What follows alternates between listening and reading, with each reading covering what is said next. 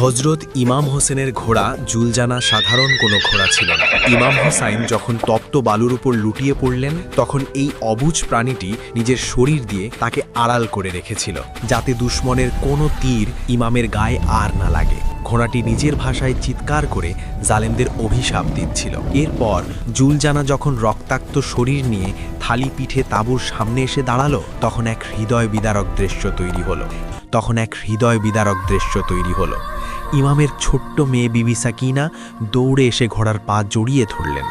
কান্না জড়িত কণ্ঠে জিজ্ঞাসা করলেন, ও আমার বাবার ঘোড়া, তুমি একা ফিরেছ? আমার বাবা কোথায়? তিনি কি পানি পান করার সুযোগ পেয়েছিলেন, নাকি পিপাসার্ত অবস্থায় তাকে মেরে ফেলা হয়েছে? তখন জুলজানা আরও বেশি কান্নায় ভেঙে পড়ে। মনিবকে হারিয়ে সেই অবুঝ প্রাণীটিও আর বেঁচে থাকার অর্থ খুঁজে পায়নি। শোক সহ্য করতে না পেরে জুলজানা পাগলের মতো দৌড়ে ফোরাত নদী